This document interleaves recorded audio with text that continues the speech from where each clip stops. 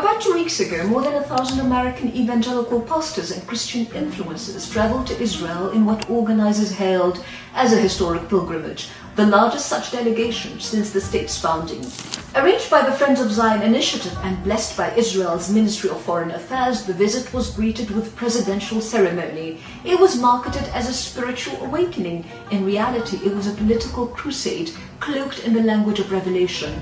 From Jerusalem stages came the familiar liturgy. Mike Huckabee urged attendees to return home with the fire of God burning in your bones, so that they might be pro-Bible and therefore pro-Israel. Mike Evans, founder of the Friends of Zion Museum and self-styled kingmaker behind Netanyahu, warned against giving Bible land to radical Islam Jew haters. The message was unmistakable. Israel presented as biblical truth made flesh, its enemy reduced to radical Islam, the conflict framed as a cosmic duel between Judeo-Christian virtue and Muslim darkness. This script is not new. It's been rehearsed for decades and faithfully echoed by Christian Zionists who imagine themselves guardians of a besieged Holy Land. But the entire spectacle rests on a deception that Palestine is a story of Jews versus Muslims, and that Christians, by faith, by identity, by history, naturally belong on Israel's side.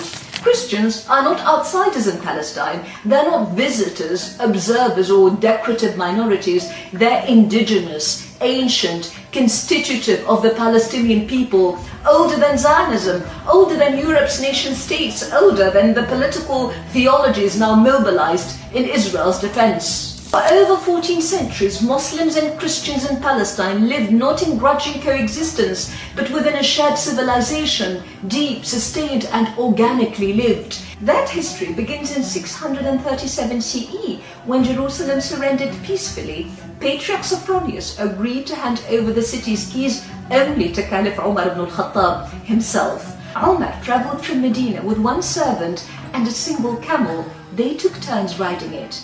As they approached Jerusalem, it happened to be the servant's turn to ride, while Umar walked beside him. Those waiting mistook the servant for the Caliph.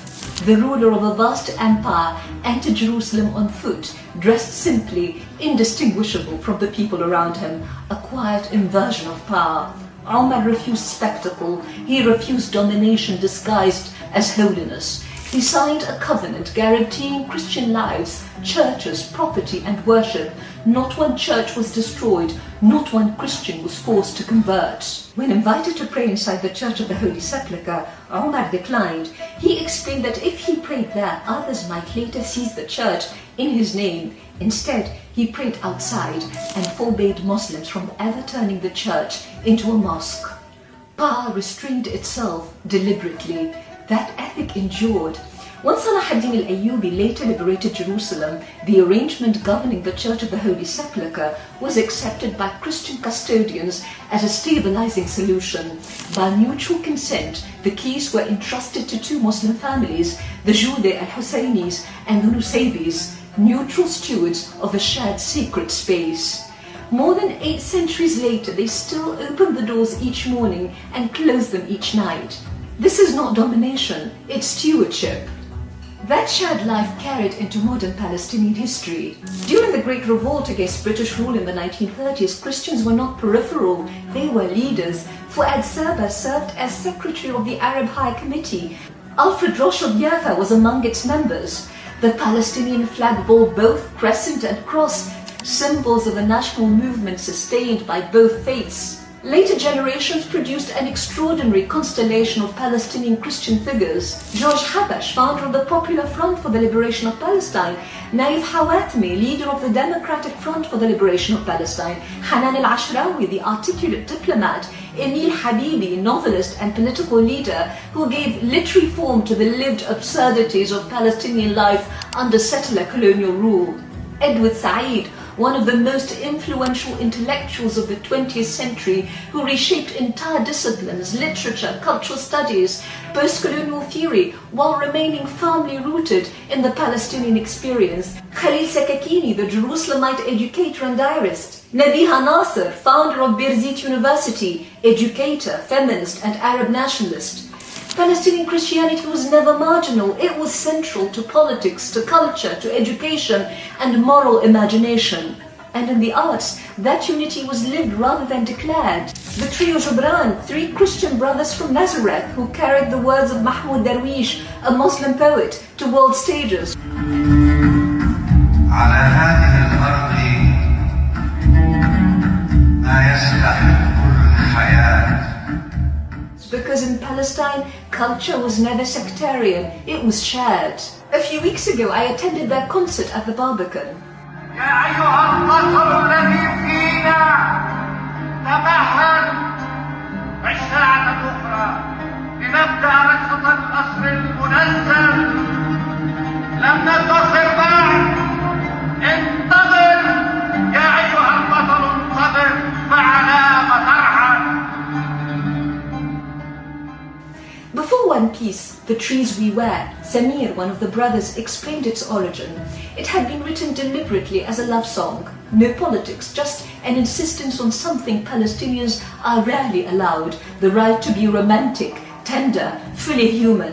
Shireen Abu Aqli once attended their concert in Ramallah and said that that piece was her favorite. 3 years later, Shireen, a Palestinian-American Christian journalist, was shot dead by Israeli soldiers while covering a military incursion in Jenin. Her body fell beneath a tree.